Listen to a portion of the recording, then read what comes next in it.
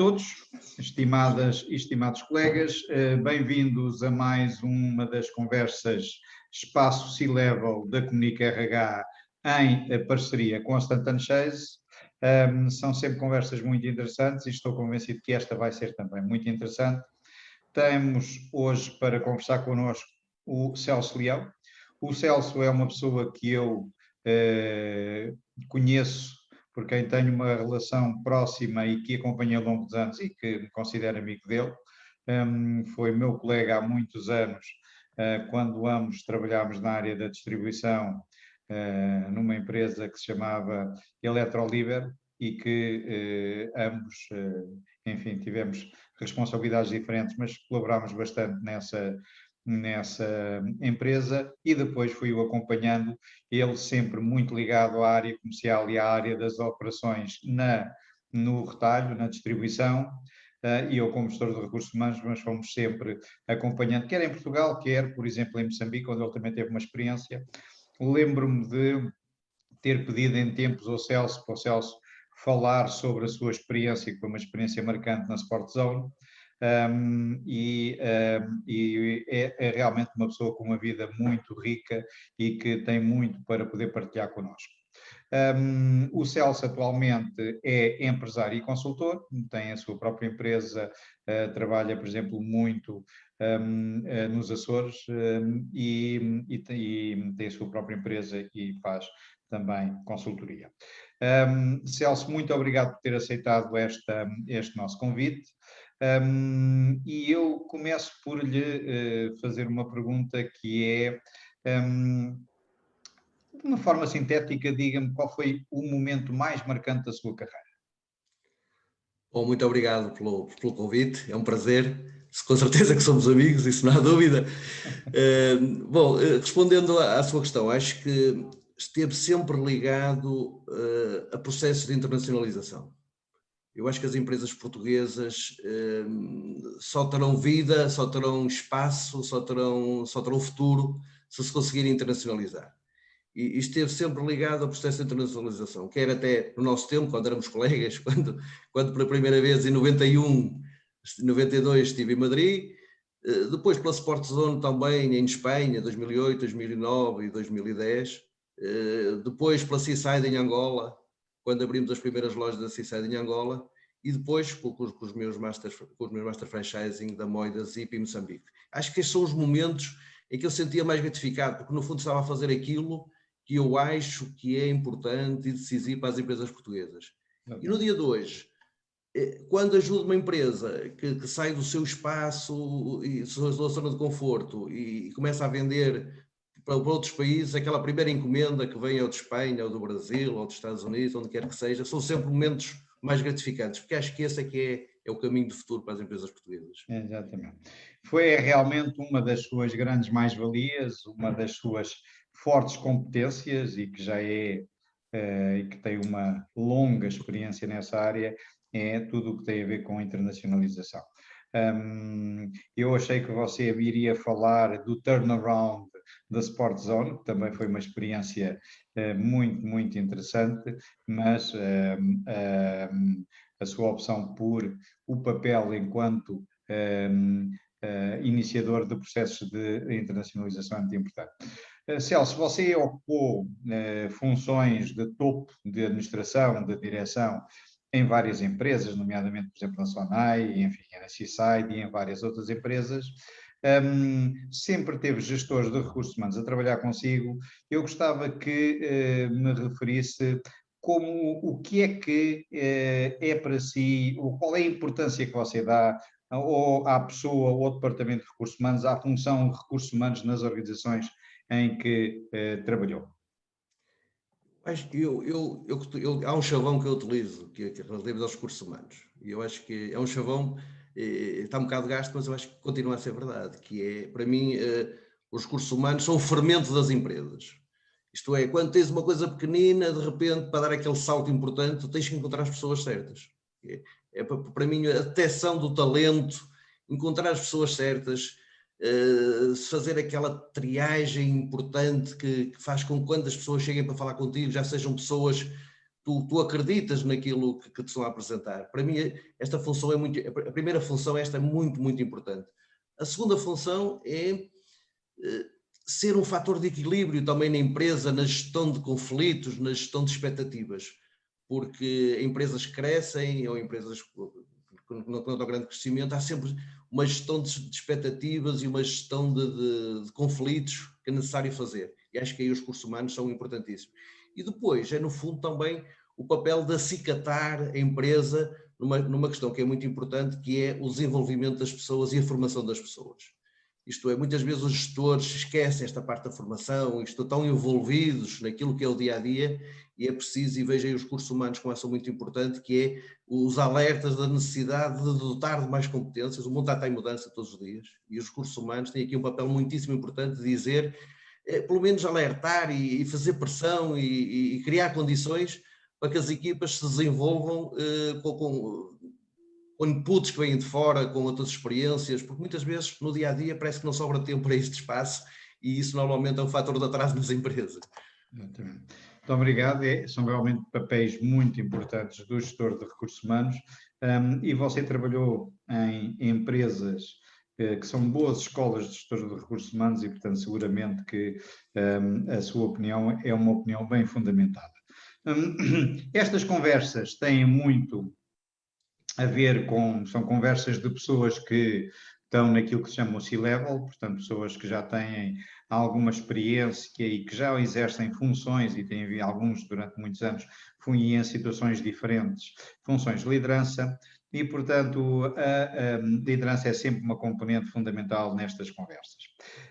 Eu gostava, Celso, que me dissesse e nos dissesse a nós, às pessoas que vão assistir a esta nossa conversa, qual é para si o segredo da liderança? Qual é para si ou os aspectos fundamentais de uma liderança que se quer eficaz? Eu fui evoluindo na minha postura perante esta questão. E uma coisa que eu percebo que é importantíssima e que fui percebendo com o tempo é a capacidade de escutar. Capacidade de escutar.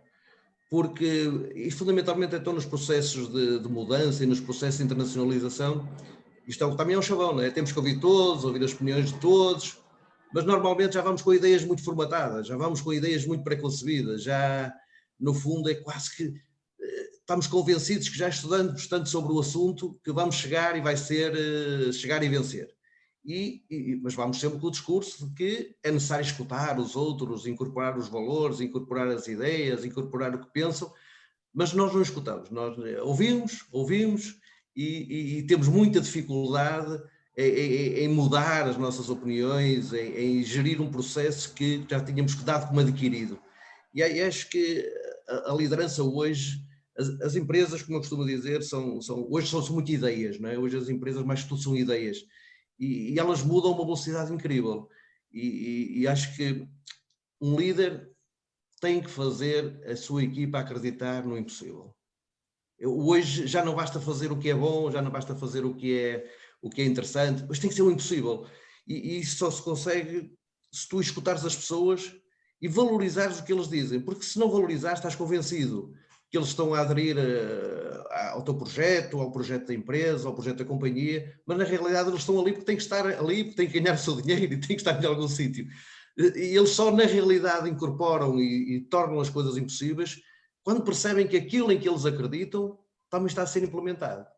Depois há outra questão importante para mim, que é o acompanhar e o comunicar os resultados depois de definidos os objetivos. Muitas vezes definem-se e fazem-se grandes estratégias, grandes táticas, planos estratégico-táticos, mas depois há uma grande dificuldade em fazer o feedback do acompanhamento dos resultados e partilhar com a organização. Porque na maneira em que partilhas também tens mais condições para depois fazer mudanças, as pessoas percebem o porquê da mudança, porque é que tínhamos decidido ir para a esquerda e decidimos de repente ir para a direita, porque as pessoas não são surpreendidas, as pessoas percebem o caminho que se está fazendo, é preciso perceber o caminho. Depois, outra questão para mim muito, muito importante, que é, nós somos muito bons a fazer diagnósticos e temos muita dificuldade em implementar. Isto é, somos muito bons em dizer qual é a doença, mas depois quando chega a hora de operar ou fazer o tratamento, normalmente vamos todos para casa e ficamos a pensar no assunto. E acho que um líder é aquele que diz: acabou o tempo dos diagnósticos, vamos agora à ação. Há uma brasileira que diz, uma humorista brasileira que diz com muita piada que é importante ter muita iniciativa, mas também ter muita acabativa, não é? É mesmo isso, mas é mesmo isso. É fazer, aquilo que eu digo. Não é preciso fazer, é preciso mesmo fazer. Exatamente. É preciso começar e acabar, não é? Agora, Por isso é que iniciativa sem acabativa não dá grande É, por isso é que eu digo, um processo de internacionalização, quando é que acontece? É quando, por exemplo, no retalho, tu tens lojas e tens vendas. Não é quando tens projetos, quando fazes PowerPoints, não é quando vais aos bancos discutir o financiamento. Não. É quando tu abres uma loja e começas a vender e começas a transacionar. Quando é na exportação é a mesma coisa. É quando tu vais a uma prateleira noutro país e de repente vês o teu produto aí. E isso é um bocado... Nós somos muito bons a fazer diagnósticos, muito bons a dar táticas, como eu costumo dizer, treinadores de bancada, né? Mas depois é porque também há aqui uma questão muito importante, é que se sabes que vais ter que fazer, também vais ter um cuidado acrescido naquilo que dizes sobre o assunto, porque percebes até onde é que podes ir ou não podes ir. E eu acho que os portugueses têm uma capacidade grande que muitas vezes fica escondida.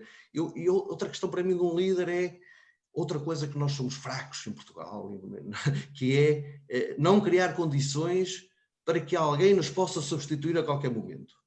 Partilhar informação e dar skills, competências e dar também um empowerment a essa pessoa para que ela sinta que a qualquer momento, e a organização também sinta, que se a pessoa partiu uma perna, ficou em coma, teve um acidente, a empresa não começa do zero e vai descobrir às gavetas do chefe o que é que está pendente. E acho que é uma função muito importante. Eu vejo isso, por exemplo, os portugueses fizeram isso, sabem que é o serviço do Reino de Espanha, com o Fernão Magalhães, que é um tipo que criou o impossível. Criou o impossível. Vamos ver para o outro lado para chegar à Índia. Até estava errado, mas chegou. Mas vamos fazer o impossível. No meio do mar, depois de meses perdidos, ele continuava a querer e a acreditar. Era um líder, eles respeitavam, era sozinho. E depois acabou por morrer e acabou alguém por terminar a tarefa dele. Ainda faltava metade do caminho, mas alguém acabou. E acho que é aqui uma boa imagem, que é o líder tem que ser esta pessoa que contra tudo e contra todos, as pessoas continuam e vamos para a frente, que é o caminho. E um líder tem que envolver as pessoas.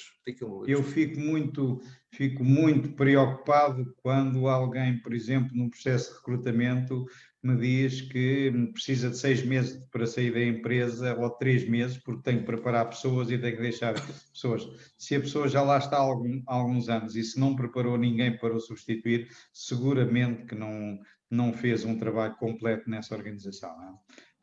Portanto, esse é também um dos aspectos importantes no desenvolvimento das pessoas. Hoje sabe-se que é cada vez mais difícil reter as pessoas na organização. Nas empresas onde trabalhou, tinham alguma estratégia especial para isso?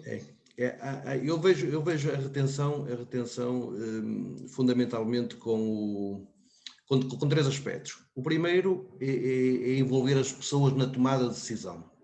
As pessoas, quando se sentem envolvidas na tomada de decisão, sentem-se mais parte da empresa e que têm uma palavra a dizer nela. Depois é o criar expectativas e concretização de carreiras. Isto é, não se pode promover toda a gente, mas a pessoa que estava ao meu lado foi promovida, eu tenho que tentar criar a expectativa real de carreira dentro da empresa. Não é que toda a gente tinha que ser chefe, não é que toda a gente tinha que ser diretor, mas que se percebe que do melhor da equipa está a ter uma oportunidade, também eu posso ter essa oportunidade. Outra questão muito importante é o reconhecimento.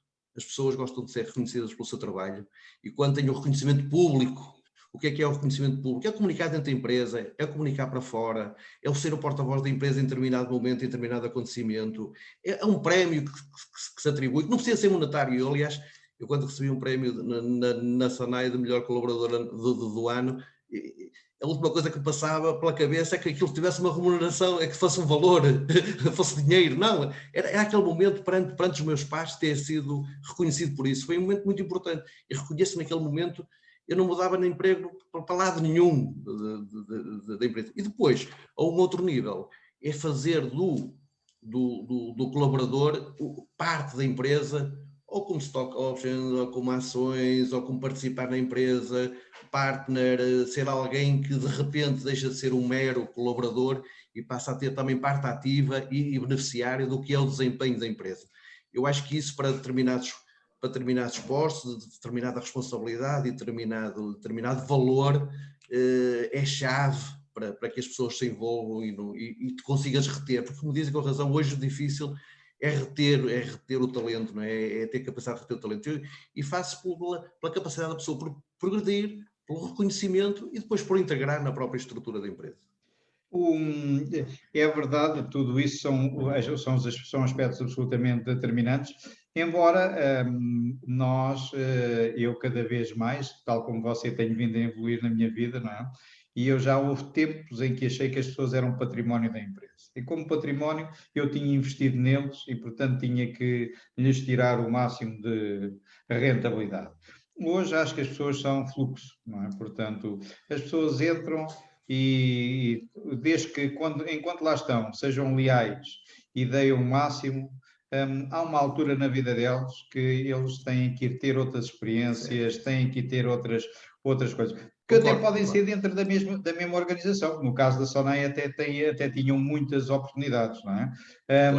Mas que em determinado tipo de organizações, por exemplo, como a minha, de vez em quando, há pessoas que cresceram dentro da minha organização, que foram gente muito boa, que deu muito bem a sua contribuição, mas a partir de determinada altura quiseram conhecer outras, até porque eu tenho normalmente gente nova, outras realidades, tudo isso, e eu não vejo isso como um aspecto negativo, pelo contrário, acho que até é positivo. Nós temos, e um dia mais tarde essa pessoa pode, até porque é um fluxo, pode voltar à minha organização sem qualquer espécie de problema. Portanto, não, concordo, hoje eu vejo as pessoas muito. A preocupação da retenção é uma preocupação que eu acho que devia ser substituída pela preocupação com a lealdade.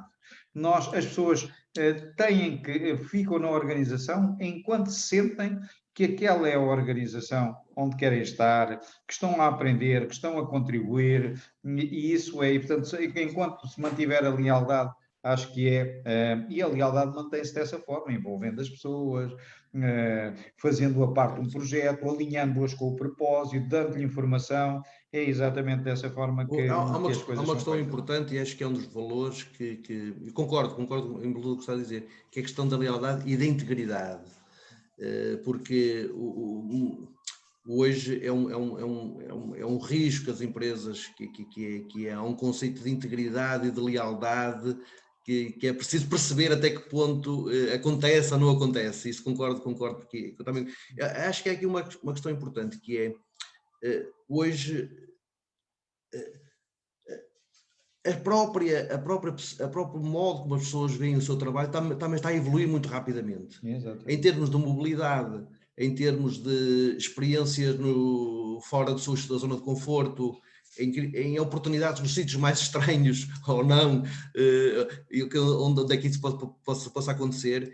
E a questão da retenção, e quando falo da questão da retenção, não é pelo lado negativo de não dar oportunidade às pessoas, é porque hoje, cada vez mais, alguns processos são muito aquela pessoa, no sentido em que um desenvolvimento de software, uma questão de produto muito específica, lembrei-me agora da questão das vacinas, que se está em processo de desenvolvimento de uma vacina, aquilo é um grupo, e aquelas 3, 4 pessoas têm que acabar o processo, têm que chegar ao fim. E é mais nesse sentido em que alguns processos críticos obrigam a um processo de retenção, não no sentido negativo de não dar oportunidade às pessoas, das pessoas não serem um fluxo, mas no sentido de que, para a organização, é importante que não haja quebras permanentes no seu desenvolvimento, mais nesse sentido. É fundamental. Nós sabemos que sempre que um colaborador se vai embora de uma empresa, a empresa perde valor. Porque essa pessoa até pode ser, os ingleses dizem, até pode ser replaced por outra pessoa, mas não é substituída, porque os contactos que ela tem, os conhecimentos que ela tem, aquilo mais ninguém tem, são coisas únicas. Portanto, perder um colaborador é sempre perder valor. É sempre perder valor. Não pode ser um drama. Não pode ser um drama. Nós temos que nem todas as saídas são iguais, não é? Eu acho que uma saída, eu costumo dizer que uma saída de uma pessoa que é, por exemplo, numa empresa farmacêutica Product Manager, gestor de produto, e vai, por exemplo, para diretor de marketing de uma outra empresa farmacêutica maior ou igual, ou uma coisa qualquer, isto não é um drama. Não é um drama. Isto é até algo positivo. Significa que nós temos pessoas com talento, significa que nós investimos na nossa empresa, e eventualmente a saída daquela pessoa até pode fazer alguma perturbação, mas não é um drama. Drama é quando eu tenho uma, duas, três, quatro, cinco pessoas que são pessoas de elevado potencial, pessoas boas e que se vão embora da empresa, às vezes para outras oportunidades que a gente nem percebe ou que são oportunidades muito menos aliciantes do que aquelas que nós tínhamos na empresa. Claro. Isso é que é sintomático de algum problema que existe na empresa. É que temos de detectar a doença, não é? Aí é que temos que a gente perceber o que é que está a passar. Agora, quando o gestor de produtos vai para, ou quando o marketing manager vai para diretor financeiro ou para CFO de outra empresa, isso não é de maneira nenhuma um drama. Como é que você se define como líder, Celso? Eu fui evoluindo. Eu vim de uma escola, né, já com alguns anos, em que o líder estava muito no seu gabinete, chamava as pessoas quando queria validar-se as suas ideias e não ouvir as pessoas. Era, no fundo, eu tenho uma ideia para isto, o que é que te parece? E evoluí desta primeira abordagem para... Eu sou daqueles que acreditam que o verdadeiro líder é aquele que percebe dentro da equipa, percebe dentro do mundo que o rodeia, qual é a solução ideal, e só escutando. Isto é, eu gosto a minha liderança, eu gosto que as pessoas olhem para mim e revejam em mim alguém que incorpora o conjunto de soluções que nasce da equipa. E depois faz acontecer, que é aquilo que eu acho que tem que ser um líder. Um líder tem que liderar, também é um chavão, mas é mesmo pelo exemplo. Não há líderes que mandem fazer e vão para casa, não há líderes que digam faça assim e agora, e como é que é? Opá, tenta. Não é assim? Um líder faz pelo exemplo, isto não dá volta a dar, mas mais do que o exemplo, é que esse exemplo e isso que ele está a fazer tem que resultar de um conjunto de opiniões da própria equipa, de um conjunto de validações. Não tem que ser todos, porque nem todas as opiniões são corretas, mas no fundo que se sinta que a equipa vê aquele líder como incorporar os valores que eles próprios acreditam. E depois, acreditar que fazer as pessoas acreditar aquilo que eu costumo dizer, o impossível, isto é, que pôr a fasquia ao nível, não impossível, que a gente não acredita logo que é impossível, mas que eles, num primeiro momento, acham que é impossível, fazê-los acreditar nisso. E eu acho que tem sido esse o grande desafio de todos os líderes, que é fazer o que não é óbvio, ultrapassar o óbvio. E isso só se consegue fazer se estiveres lado a lado. É um bocado um chavão, costumo dizer que tens de estar lado a lado com os teus colaboradores, mas tens mesmo que estar. E depois há outro princípio juntar a estes que para mim eu partilho, acredito muito, que é dar liberdade às pessoas para terem iniciativas e terem ideias. Porque um chefe só cresce se ele também próprio estiver num terreno de boas ideias, num terreno de cooperação, num terreno de desenvolvimento. E acho que é muito importante, e o chefe faz-se respeitar também se ouvir e implementar ideias que a própria equipa deu. Isto é, conseguir mudar de opinião. Eu muitas vezes me aconteceu grandes problemas que tive para decidir, grandes situações que tive que tomar decisões. No primeiro momento não sabia o que é que havia de fazer. No primeiro momento não sabia o que havia de fazer, era mesmo perdido o que é que vou fazer. E percebi que se eu ouvisse a equipa relativamente a essa questão, sem direcionar o assunto, sem dizer que era aquilo que estava a tratar, eu ao fim de 2, 3 horas falar com 4, 5 pessoas que eu via que poderiam me ajudar, eu saía com uma solução como minha, mas era uma solução que me tinham dado, era uma solução que tinha nascido ali. E acho que muitas vezes nós, perante os problemas, refugiamos-nos, incorporamos, compramos o problema, temos só o problema para nós, e quantas vezes as melhores soluções que eu tive para muitos momentos de decisão foram decisões que foram dadas por elementos da equipa, pessoas que nem imaginava, mas que a soma das partes deu uma solução que nunca estaria ao alcance de uma pessoa só. E é muito isto, eu acho que é muito aproveitar a equipa, e é uma questão, e cada vez valorizo mais isto, que é a diferença entre escutar ou ouvir, ouvir com atenção, porque as pessoas têm, eu costumo dizer, e acredito mesmo nisso, as pessoas têm a solução, até mesmo para os seus problemas. não conseguem muitas vezes implementar, porque não têm capacidade, mas e ninguém que as oriente nesse sentido. Eu diria, por isso eu digo que um líder, acima de tudo, tem que fazer acontecer, tem que tornar as coisas que parecem impossíveis acontecer e tem que ter a equipa, olhar para ele e dizer, pá, se ele diz que isto é capaz, já outras vezes disse e aconteceu, e então vamos para a frente que este é o caminho. Ok, Celso, muito obrigado por esta nossa conversa e creio que quem assistir a esta nossa conversa vai ter muitos motivos e bons para pensar e vai levar daqui seguramente aprendizagens importantes. Queria-lhe agradecer. Este nosso vídeo que está a ser gravado vai ser publicado em breve, eu depois informá-lo aí quando. Às pessoas que estão a assistir, muito obrigado por assistirem e por estarem na Comunica RH. Em nome da Comunica RH e da Santana Chase, muito obrigado ao Celso Leão, muito obrigado a quem assistiu e até a um próximo vídeo. Obrigado.